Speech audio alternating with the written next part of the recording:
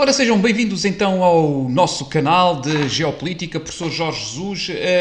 Hoje a imagem que vos trago aqui, e por isso eu achei que era importante começar a fazer uma reflexão em algo que devemos estar todos muito atentos. Temos aqui o FED.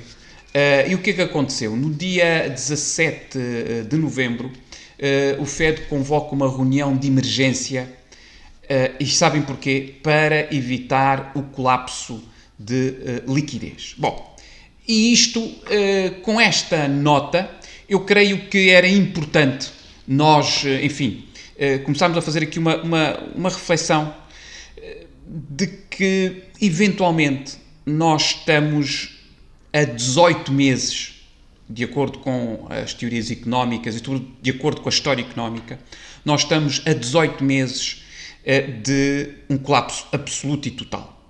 Portanto, digamos que matematicamente 2027, março, abril, por aí, teremos então o bater do fundo. Mas até lá, olhando para a história da crise, para as várias crises, não só de 1929, dot-com no ano 99/2000, a própria crise depois de 2008, e portanto o filme direi que é o mesmo, os atores é que são diferentes.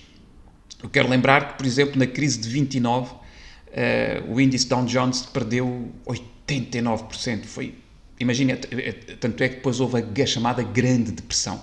A Grande Depressão, que de facto ela só termina por um motivo, com a Segunda Guerra. Portanto, depois temos a Grande Guerra, a Segunda Guerra Mundial, e aliás a história prova que guerras, muitas das vezes, têm sido guerras de dimensão global, ou quase dimensão global, têm resolvido colapsos financeiros. E, portanto, há quem coloque esta hipótese deste conflito da Ucrânia, esta tensão crescente sempre com a China por causa de Taiwan, como uma alternativa ao que aí eventualmente possa ocorrer. E o que é fundamental nós estarmos aqui atentos? Primeiro, esta situação do FED, e depois, se nós formos analisar Warren Buffett. Warren Buffett, evidentemente, que é, como toda a gente sabe, talvez, das últimas décadas, o investidor de maior relevância em termos mundiais, e todos os movimentos que ele faz chamam-nos a atenção. Basta lembrar as vendas que ele fez em 2006, 2007, e o que nós sabemos é que depois de 2008 tivemos então o grande colapso do sistema bancário e imobiliário também, iniciado a 16 de setembro de 2008 com a falência do Lehman Brothers. E o que é que acontece com Warren Buffett? Warren Buffett em 2022, 2023 e, sobretudo, também 2024, Warren Buffett começou a vender muitas posições de bancos internacionais, de bancos tradicionais, a fazer vendas como, por exemplo, da Apple, entre outras, e não tem feito aquisições. Só para vocês terem uma ideia, nós estamos a falar de cash, de fundo de maneio de caixa. Neste momento, Warren Buffett tem mais de 25 mil milhões de dólares parado. Portanto, o que não é próprio do investidor. No fundo, o que ele poderá estar a fazer é a estratégia que fez depois, quando ele em 2009, portanto, o sistema colapsa, e em 2009 ele começa a apanhar os cacos, não é? Os preços ultra baratinhos, e é quando ele então inicia grandes compras. Acontece também que, de qualquer das maneiras, esta retenção de dinheiro que Warren Buffett está a fazer com as suas vendas, portanto as suas vendas enormes que fez 2023, 2024 principalmente, é a maior de sempre da empresa. E isto é também mais um sinal de alerta.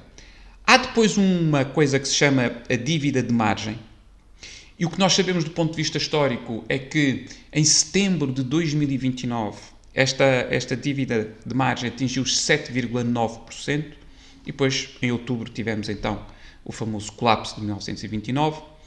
Quero lembrar também que em 2008, foi em março de 2008, que a dívida de margem atingiu 7,8%, e depois tivemos em setembro o colapso. Portanto, digamos que, tendo em conta que esta margem está nos 7,9%, portanto, a qualquer momento podemos assistir, e pode ser já em 2026, portanto, o fundo do poço, quando eu vos estava a falar há bocado, é 2027, mas o início poderá ser já 2026, se não for um bocado antes, porque esta reunião do FED é que me fez aqui antecipar um pouco alguns vídeos que eu vou dedicar à questão da possível tempestade que aí vem. E reparem no seguinte, houve trilhão de investimentos quando os juros estavam zero. O que é que isto significa? Significa que houve trilhão de títulos em que eles passaram a valer uma margem de 1%.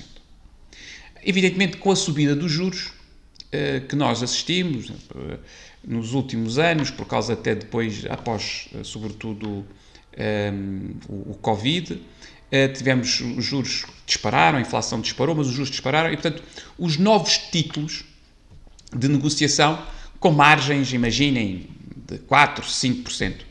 Obviamente que todos os outros que tinham uma margem de lucro de 1%, ninguém os quer. Isto é dinheiro absolutamente derretido, é dinheiro que desaparece. E, portanto, isto terá que ter, evidentemente, também consequências. Mas não só. Nós temos, as pessoas, isto passou despercebido, mas entre março e maio de 2023, nós tivemos 3 grandes bancos norte-americanos que faliram. Eu até tinha aqui apontado, para não me enganar, o Silicon Valley Bank, o Signature Bank e o First Republic. Eram bancos de grande dimensão. Eles faliram no espaço de 60 dias. Evidentemente que isto, no meio daquela história do final da questão do Covid, portanto, estávamos também com meses, com um ano de guerra da Ucrânia, e a coisa, enfim, aparentemente passou despercebida. Mas acontece que nós temos cerca de 60 bancos regionais norte-americanos que estão identificados como alto risco de falência. E como vocês devem calcular, um banco regional americano é o equivalente a um grande banco aqui na Europa. E, portanto, normalmente o que acontece é o efeito de dominó. Eu vou aqui só colocar um pequeno videozinho que tem aqui outros dados importantes, alguns dados muito atuais. Aqui o que nós estamos a ver é o quarto sinal, portanto, porque há vários sinais em relação a esta questão do colapso, não é?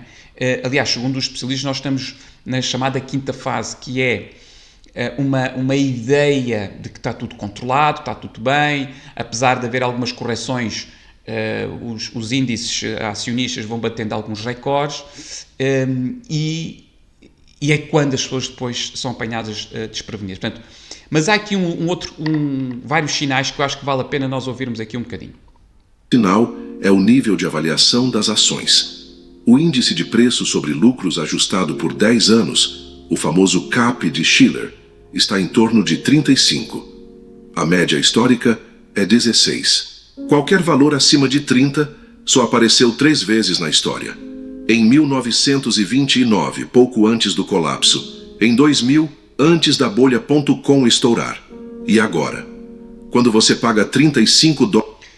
Portanto, reparem bem, por isso é que, vamos lá ver, a economia, se nós associarmos a economia à matemática e temos de ter sempre a história económica, nós vamos encontrando os tais sinais. Por isso é que eu vos estava a dizer, o filme é o mesmo, os atores é que são outros, né? Os atores é que são outros e, portanto, o tempo que vivemos é outro. Dólares por cada dólar de lucro, você está comprando um futuro perfeito. E basta qualquer decepção para esse castelo de cartas desabar. O quinto sinal está vindo direto dos indicadores econômicos. Crescimento do PIB desacelerando. Manufatura em contração por vários meses seguidos, inadimplência em imóveis comerciais aumentando, prédios corporativos vazios, sem refinanciamento possível. Bancos regionais, justamente os mais expostos a esse tipo de risco, já estão reportando perdas. 3 bancos regionais quebraram em 2025. Mais virão. É o mesmo padrão de setembro de 1929. A economia real enfraquecendo, enquanto a bolsa insiste em subir como se nada estivesse acontecendo. E o sexto sinal é psicológico. A crença coletiva de que ações só sobem, de que o Fed sempre salva, de que inteligência artificial mudou tudo, de que, desta vez, é diferente. É exatamente o mesmo tipo de certeza arrogante que dominava o mercado semanas antes da terça-feira negra. Quando você fala de possibilidade de crash, as pessoas riem, apontam recordes recentes, repetem narrativas otimistas, ignoram riscos óbvios. Esse tipo de euforia cega sempre marca o topo de um ciclo e sempre antecede o colapso. A verdade é que não estamos chegando ao estágio 5, já estamos nele. E se o padrão histórico se repetir, como sempre se repete, a rachadura inicial deve aparecer entre os próximos 30 a 60 dias. Ou seja, entre novembro e dezembro de 2025. E é exatamente essa rachadura que...